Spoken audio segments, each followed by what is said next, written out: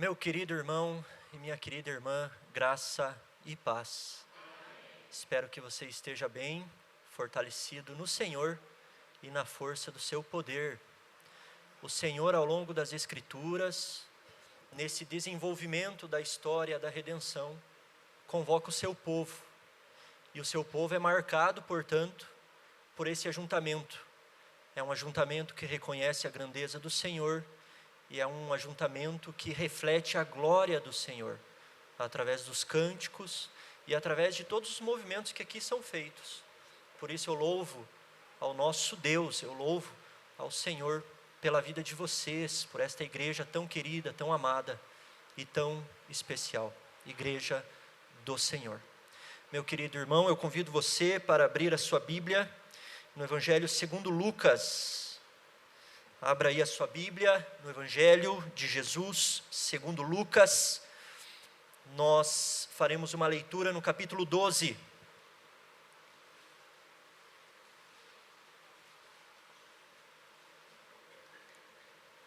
Lucas, capítulo 12, nós leremos, no primeiro momento, do versículo de número 13 até o versículo de número 24. Eu peço para que você mantenha a sua Bíblia aberta, porque nós faremos uma leitura um tanto diferente. Por isso, mantenha a sua Bíblia aberta. No primeiro momento, nós leremos do versículo 13, repito, até o versículo 24. Depois nós leremos os versículos 27 e 28. E por fim, do 31 ao 34, terminando esse bloco. Lucas capítulo 12, o texto já nos foi projetado, palavra do Senhor. Nesse ponto, um homem que estava no meio da multidão lhe falou: Mestre, ordena meu irmão que reparta comigo a herança. Mas Jesus lhe respondeu: Homem, quem me constituiu juiz ou partidor entre vós? Então lhes recomendou: Tende cuidado e guardai-vos de toda e qualquer avareza, porque a vida de um homem não consiste na abundância dos bens que ele possui. E lhes proferiu ainda uma parábola, dizendo: O campo de um homem rico produziu com abundância, e arrazoava ou pensava consigo mesmo, dizendo: Que farei? Pois não tenho onde recolher os meus frutos. E disse: Farei isto, destruirei os meus celeiros, reconstruí-los-ei maiores, e aí recolherei todo o meu produto e todos os meus bens. Então direi à minha alma: Tens em depósito muitos bens, para muitos anos, descansa, come, bebe e regala-te. Mas Deus lhe disse: Louco, esta noite te pedirão a tua alma, e o que tens preparado, para quem será? Assim é o que entesoura para si mesmo, e não é rico para com Deus. A seguir, dirigiu-se Jesus a seus discípulos, dizendo: Por isso eu vos advirto, não andeis ansiosos pela vossa vida, quanto ao que haveis de comer, nem pelo vosso corpo, quanto ao que haveis de vestir. Porque a vida é mais do que o alimento, e o corpo mais do que as vestes. Observai os corvos, os quais não semeiam, nem ceifam, não têm despensa, nem celeiros. Todavia, Deus os sustenta. Quanto mais valeis do que as aves. Versículo 27. Observai os lírios. Eles não fiam nem tecem, eu contudo vos afirmo que nem Salomão, em toda a sua glória, se vestiu como qualquer deles. Ora, se Deus veste assim a erva que hoje está no campo e amanhã é lançada no forno, quanto mais tratando-se de vós, homens de pequena fé. Versículo 31, buscai antes de tudo o seu reino, e estas coisas vos serão acrescentadas. Não temais, ó pequenino rebanho, porque vosso Pai se agradou em dar-vos o seu reino. Vendei os vossos bens e dai esmola, fazei para vós outros bolsas que não desgastem, tesouro inextinguível nos céus, onde não chega o ladrão, nem a traça consome, porque onde está o vosso tesouro, aí estará também o vosso coração. Palavra do Senhor. Mais uma vez, meus irmãos e minhas irmãs, oremos. Pai querido, a Tua palavra está aberta diante de nós, e nós nos apresentamos aqui como povo, como filhos do Senhor, e por isso suplicamos pelo ministério do Teu Santo Espírito, a fim de que sejamos edificados. O nosso pedido, portanto, Pai querido, é esse: edifica a tua igreja, em nome de Jesus. Amém. Meus irmãos, qual o papel da pregação? Qual a função da pregação? Talvez você responda isso rapidamente, e você pode responder da seguinte maneira: o papel da pregação é expor o texto bíblico de forma fiel, com fidelidade, e aplicar esse texto à luz da nossa vida, à luz das nossas questões.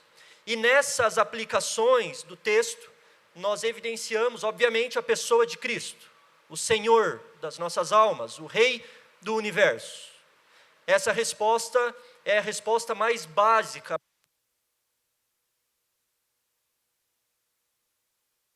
a respeito da pregação. O papel da pregação é expor o texto e aplicar o texto de acordo com a doutrina de Cristo. Mas será que é só esse o papel da pregação? Será que a exposição do texto tem como objetivo somente isso? É claro que não, porque dentre os objetivos da pregação existe também aquilo que nós chamamos de exegese cultural. Um dos papéis da pregação, portanto, é identificar os ídolos do seu tempo e combatê-los. Combatê-los a partir ou através da exposição bíblica, através das aplicações bíblicas. E esse texto, meus irmãos e minhas irmãs, é um texto repleto de ídolos. É um texto repleto de ídolos.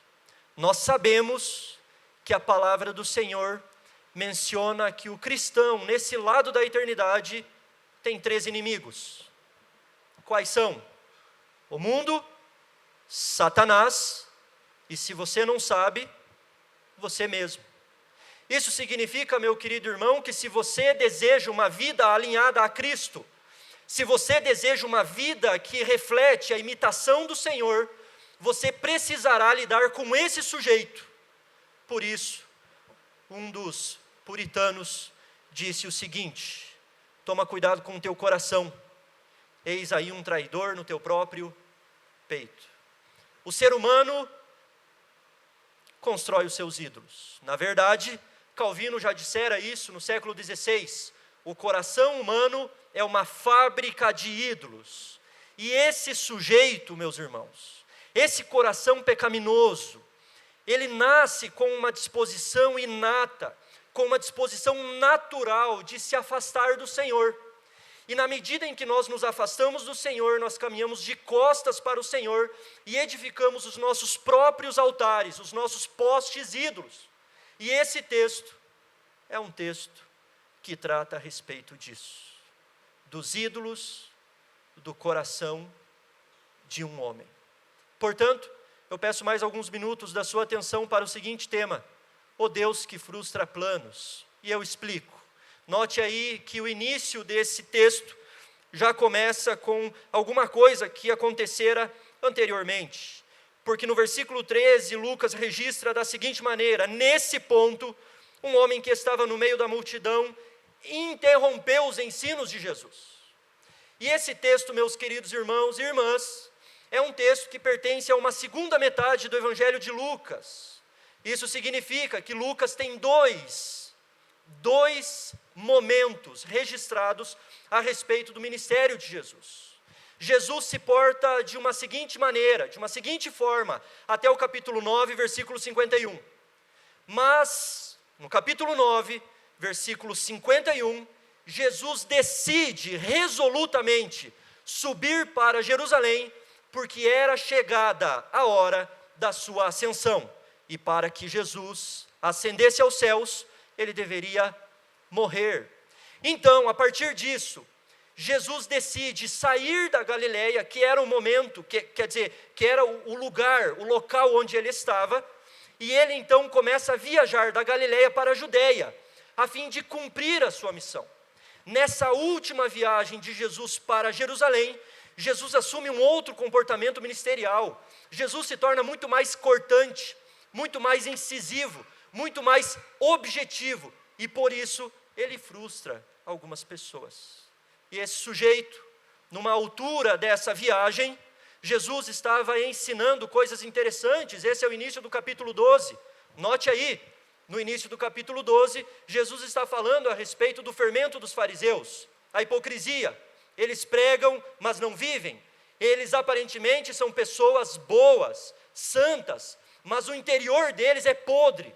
Esse é o fermento dos fariseus. Depois disso, Jesus, no versículo 7, fala a respeito da soberania do Senhor. Meu querido irmão, Deus conhece todos os fios de cabelo da sua cabeça. Ele sabe tudo a seu respeito. Ele conhece todas as suas necessidades. E Ele tem controle total da sua vida. Por conseguinte, Jesus fala a respeito da perseguição. No final dessa perícope, nos versículos 11 e 12, Jesus fala aos seus discípulos, não mais à multidão, mas agora aos discípulos. E Jesus chama a atenção desses seguidores. Quando vos levarem às sinagogas e perante os governadores e as autoridades, não se preocupem com o que vocês vão falar, porque o Espírito Santo falará através de vocês. E nesse momento, um homem interrompe os ensinos de Jesus. Nesse trajeto pedagógico, nesse caminho do ensino, um homem que o texto não relata o seu nome, interrompe os ensinos desse mestre da Galileia. E interrompe aparentemente com uma causa justa, com uma causa lícita. E ele leva até Jesus a sua causa. Por que ele levou até Jesus a sua causa? Porque naquele tempo, os rabinos tinham poder para resolver causas comuns. Então, muito provavelmente, esse sujeito tinha expectativas com relação a Jesus, nutria esperanças com relação a esse mestre, e portanto ele leva os seus dilemas até o Senhor. Mas esse Senhor, meus irmãos, não é um simples Senhor. Esse Deus encarnado não é um Deus confeccionado por mente humana. Ele não é uma figura construída pelo nosso imaginário. Muito pelo contrário. Ele é o próprio eu sou. Ele é o eterno. Ele é o princípio e o fim. Ele é o caminho, a verdade e a vida. Ele é. E portanto, ele identifica nesse sujeito o que nós não identificamos. E esse Deus que frustra planos, frustra, em primeiro lugar, planos avarentos. Note aí, nesse ponto, um homem que estava no meio da multidão, lhe falou: mestre, ordena meu irmão que reparta comigo a herança, uma causa um tanto lícita. Mas o versículo 14 nos registra o seguinte: mas Jesus lhe respondeu: homem, quem foi que me constituiu juiz ou partidor entre vós? Esse sujeito com expectativas sérias em relação a Jesus, com uma esperança específica em relação a esse mestre, é agora frustrado. Mas ele não é simplesmente frustrado, ele é frustrado porque Jesus identifica nele algo que nós, pelos olhos humanos, não percebemos. Então Jesus, no versículo 15, recomenda o seguinte: tende cuidado e guardai-vos de toda e qualquer avareza, porque a vida de um homem não consiste na abundância dos bens que ele possui. Isso significa, meu querido irmão, que Jesus identificou nesse sujeito um coração avarento. Ainda que a sua causa fosse um tanto lícita, Jesus identifica um coração avarento. E o que é um coração avarento, afinal? Um coração avarento é um coração apegado aos bens materiais. Uma pessoa avarenta é uma pessoa que deixa de se contentar com o que tem e passa a perceber somente o que não tem, somente o que lhe falta. E a avareza, portanto, reflete esse vazio do ser humano. Nós queremos mais, cada vez mais, e mais, e mais. Foi assim, pelo menos, quando perguntaram para o bilionário norte-americano Rockefeller: quanto é suficiente para você? Sabe o que ele respondeu? Só um pouquinho mais. O ser humano nunca está contente. O ser humano nunca agradece, nunca se sente satisfeito por aquilo que Deus lhe dá. Existe em nós, portanto, essa disposição de perceber, de valorizar somente o que nos falta. Mas e as bênçãos diárias, meus irmãos? e o cuidado do Senhor ordinário, e as tribulações que nos aproximam dele, tudo isso pertence ao plano e aos propósitos dele, para que nós sejamos mais conforme o Filho. Mas um coração avarento se apega somente aos bens materiais. Sabe o que me chama a atenção? É que nós amamos esse discurso. Nós educamos as nossas crianças exatamente dessa forma. Cresça, estude, amadureça, consiga um bom emprego para ser alguém na vida. Que discurso é esse, meus irmãos? Define para mim o que significa ser alguém na vida. Nós aprendemos através dessa cultura mundana que esse sucesso é o alvo da nossa existência, que a posse é o verdadeiro objetivo das nossas vidas, e esquecemos, portanto, que para o Senhor do reino, o mais importante é sobre ser, e não tanto sobre ter. Isso significa que talvez lhe falte muitas coisas, mas se você tiver a Cristo, você tem tudo. Se você pertencer a Cristo, você tem uma herança.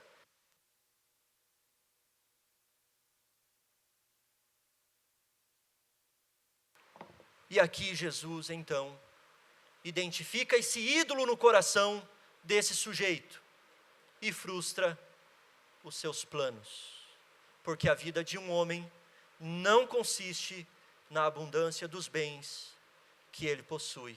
É engraçado, não é? Porque as pessoas mais valorizadas do nosso tempo são as pessoas que têm. As pessoas mais ouvidas são as que têm. As pessoas que ensinam são aquelas que trilharam um caminho rumo a esse sucesso mundano, e nós acreditamos, portanto, que esse é o caminho correto. Mas o Filho do Homem não tinha onde reclinar a cabeça.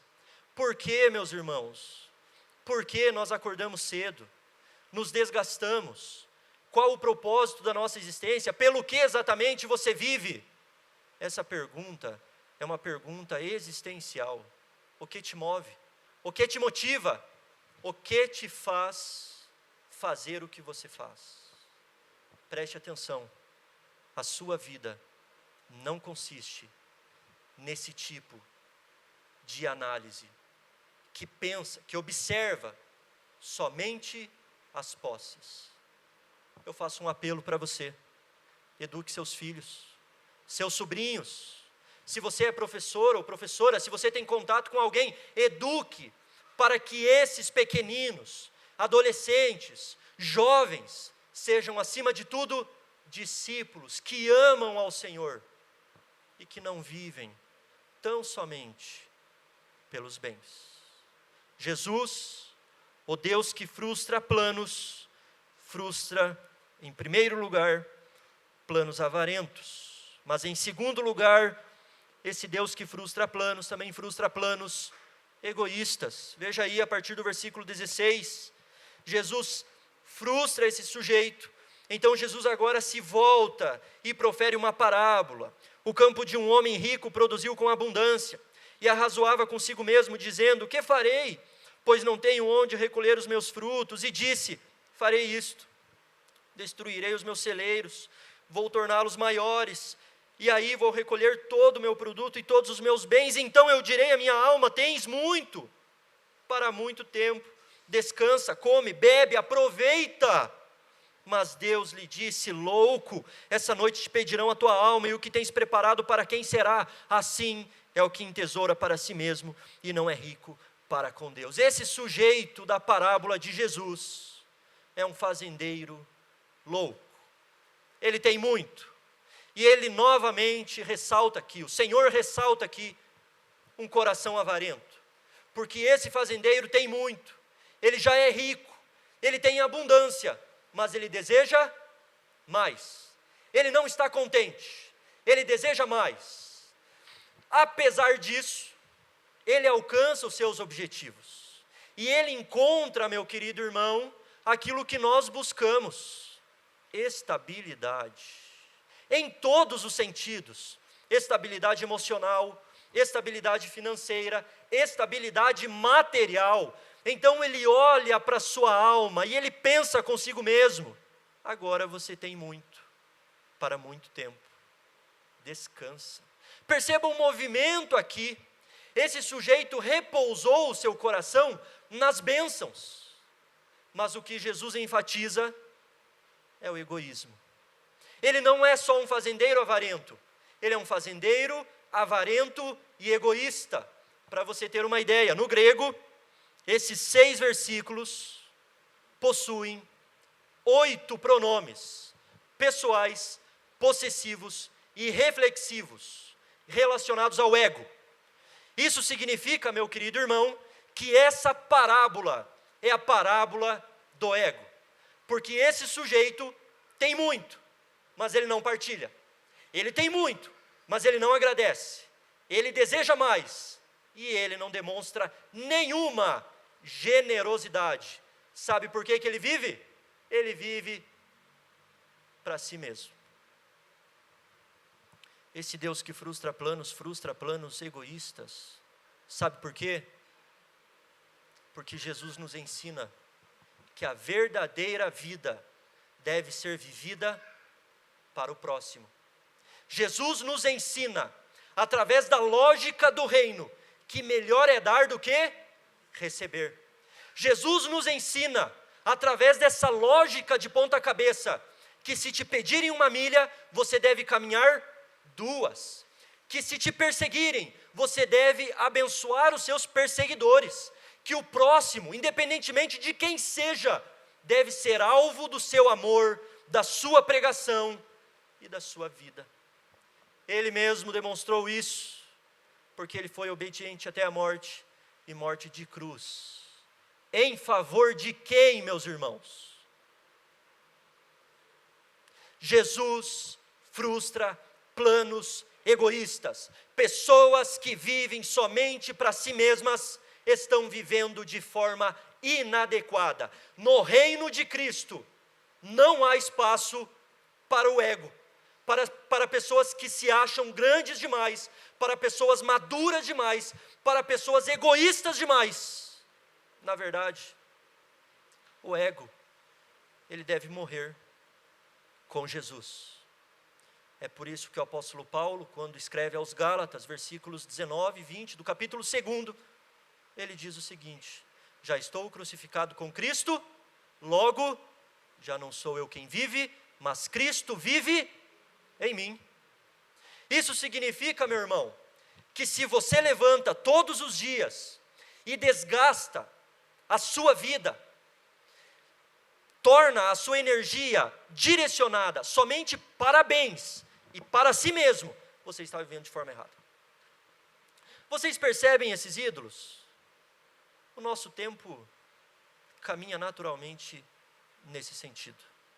As pessoas se matam por bens, por visibilidade, por essa ideia de sucesso que o nosso mundo apregoa, para que esse sujeito seja exaltado, para que esse sujeito tenha destaque.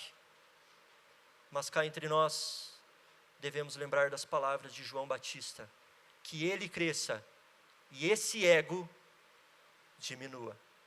Perguntaram certa feita para uma missionária do Senhor o que era felicidade, e ela respondeu da seguinte maneira: eu pedi felicidade para o Senhor, e Deus me deu o serviço, e no serviço ao próximo eu encontrei felicidade. Se você se sente infeliz, se você persegue um propósito, se você procura um sentido de vida, eu te convido a viver para o Senhor do reino e para o próximo, que é alvo desse reino, do amor e da manifestação do Senhor. Em função disso, o Senhor se volta para os seus discípulos e agora ele declara o seguinte: por isso eu vos advirto, não andeis ansiosos pelo vosso corpo. Na verdade, não andeis ansiosos pela vossa vida, quanto ao que haveis de comer, nem pelo vosso corpo, quanto ao que haveis de vestir. Versículo 22. porque a vida é mais do que o alimento e o corpo mais do que as vestes. Jesus agora se utiliza desse recurso retórico da criação. Observai os corvos, eles trabalham, eles plantam, eles fazem alguma coisa, mas quem os sustenta? Observai os lírios, eles fiam, eles tecem, mas quem é que veste eles? Esse Deus que frustra planos avarentos, egoístas e que visam a independência. Sabe por quê? Porque agora Jesus chama os seus discípulos para a dependência do Senhor do reino. Veja bem, meu irmão, existe aqui uma progressão no texto, o movimento é muito claro: bens, egoísmo, isso não serve para o reino. Os discípulos devem buscar em primeiro lugar o reino. O reino deve ser alvo da nossa existência, da nossa vida, deve ser a nossa prioridade, porque Jesus nos garante o suficiente. E se Deus nos garante o suficiente, nós não precisamos viver para alcançar bens, para exaltar o ego, porque no reino nós temos tudo o que é necessário. E Jesus, meu irmão, Jesus promete aqui o suficiente. A linguagem é essencial. Jesus fala de comida e de roupa. E eu tenho certeza absoluta que você tem mais do que o que comer e o que vestir. Sabe o que isso significa? Gratidão. Mas se você tiver um coração avarento, você esquecerá da gratidão. Você perceberá somente aquilo que lhe falta. E o Senhor do reino nos garante o suficiente. Você tem coragem para isso? Para viver a realidade com o Senhor do reino? Nessa dinâmica de suficiência, nessa dinâmica que não garante abundância, pode ser que venha, pode ser que não, mas você tem coragem para isso? Jesus, então, utiliza aqui uma linguagem de desapego.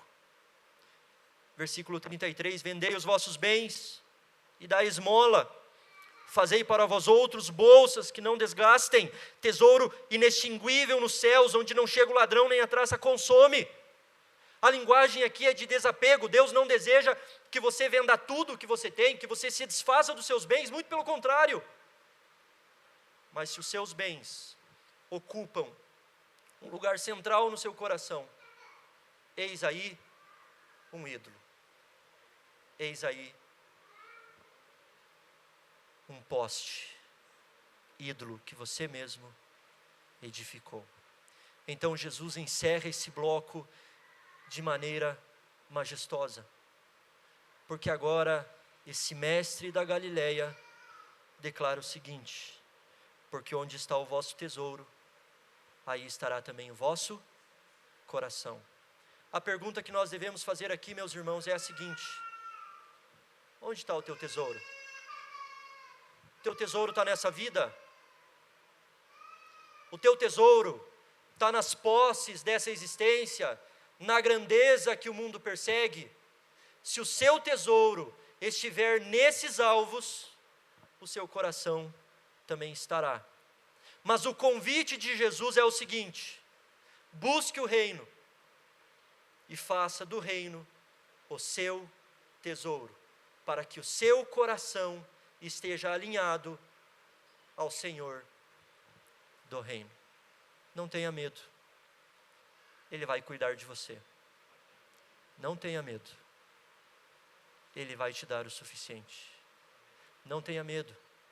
Pode ser que em alguns momentos você se encontre como os discípulos, naquele mar revolto, mas o Senhor domina os mares, a terra, os céus e tudo o que existe. O convite é muito simples: que o seu coração encontre repouso na dependência do Senhor, na medida em que você vive para o reino. Sabe por quê, meu irmão? Porque esse homem avarento foi frustrado, e esse fazendeiro louco viveu somente para si mesmo, e ele foi chamado de louco. A pergunta de Jesus é muito simples: você viveu pelo quê? Pelos bens? Para si mesmo? Onde estão os teus tesouros? Ele acumulou para si mesmo, mas não acumulou junto do Senhor, e por isso ele não estava preparado para a hora da sua morte. Eu convido você a refletir a respeito disso, e eu faço um apelo sincero, de coração, que você seja manifestação exata desse Senhor, que você influencie pessoas, liberte pessoas, para que essas pessoas, que vivem sem propósito, sem sentido, que encontram bens, que acumulam fortunas, e no final das contas continuam vazias, que a sua vida influencie essas pessoas, a fim de que essas pessoas entendam que só o Senhor do reino é capaz de satisfazer a nossa alma. Eu quero fazer aqui uma aplicação rápida a respeito de você e de mim. O Senhor criou as coisas de maneira perfeita, e de maneira organizada. O Senhor criou tudo em 6 dias. No 7º, Ele descansou. E no 6º dia, Deus criou a principal obra das suas mãos, que é quem? Você, eu, o ser humano. E Deus criou o ser humano de forma perfeita e tornou o ser humano alma vivente. A palavra hebraica para alma vivente é nefesh. Você não precisa lembrar disso, mas nefesh significa garganta. Disso você precisa lembrar. Garganta. Você é garganta, eu sou garganta, nós somos gargantas. Acontece, meu irmão, que no Éden, essa garganta saciava a sua sede na pessoa do Criador. Você sabe o que aconteceu? O ser humano desobedeceu e se afastou de Deus. Isso fez com que a humanidade se voltasse para outras fontes, fontes terrenas, cisternas rocas, e o ser humano então acredita que essas fontes desse mundo, que os tesouros dessa terra satisfarão as suas sedes. Lé do engano, porque essa garganta só encontra saciedade na pessoa do Criador. Por isso que Deus se manifesta dessa forma. É por isso que Jesus, quando encontra a mulher samaritana, declara o seguinte: da água que eu te der, jamais tornará a ter. É disso que nós precisamos.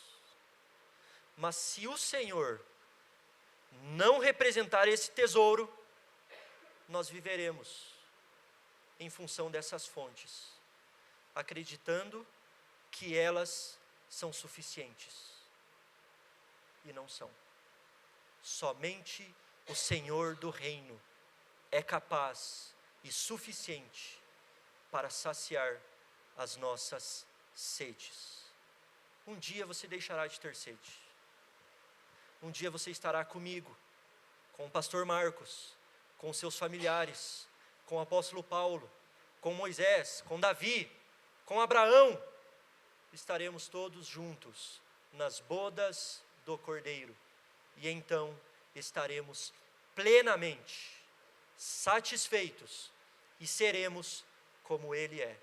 Até aquele dia, eu desafio você a viver na contramão desse mundo, porque o nosso Deus frustra planos desse coração idólatra, e Ele frustra planos avarentos, egoístas e que visam a independência. Sê tu uma bênção. Oremos. Pai querido, nós te louvamos, nós te bendizemos, porque o Senhor se apresenta a nós de acordo com aquilo que realmente precisamos. E é do Senhor que nós precisamos. Nós somos gargantas, nós temos sedes, e por isso, Pai, muitas vezes nós acreditamos que as bênçãos desse mundo, que os relacionamentos, que os prazeres, que o sucesso, que esses ídolos saciarão essa sede que nós carregamos, mas o Senhor sabe que isso não é possível. Um abismo chama outro abismo, e nós nos perdemos nessa perseguição, mas o Senhor não nos abandonou. O Senhor veio até nós, e o Senhor nos alcançou com glória e com poder, e o Senhor se revelou a nós como a fonte suprema que sacia exatamente o que nós precisamos. Sê com a tua igreja, Pai, para que a tua igreja manifeste isso todos os dias, para que a tua igreja viva para o reino, para que a tua igreja viva para o próximo, para que a tua igreja viva a realidade da missão, para que a tua igreja seja generosa, para que a tua igreja fuja da avareza, do egoísmo e da independência. Precisamos do Senhor, precisamos da tua graça, precisamos da tua misericórdia. Sê com cada um aqui, Pai, com cada família representada, com cada sonho aqui presente, com cada necessidade aqui. Sê conosco e ajuda-nos, Pai. Ajuda-nos nessa luta contra a nossa carne, contra o sujeito eu. O Senhor sabe, o teu servo Martinho Lutero já declarou isso no século XVI. Eu pensei que o velho homem tinha morrido nas águas do batismo, mas eu descobri que o desgraçado sabia nadar. E até que nós estejamos com o Senhor, nós teremos que lidar com essa parte de nós mesmos. Por isso precisamos da tua ajuda. Assim nós oramos em nome de Jesus. Amém.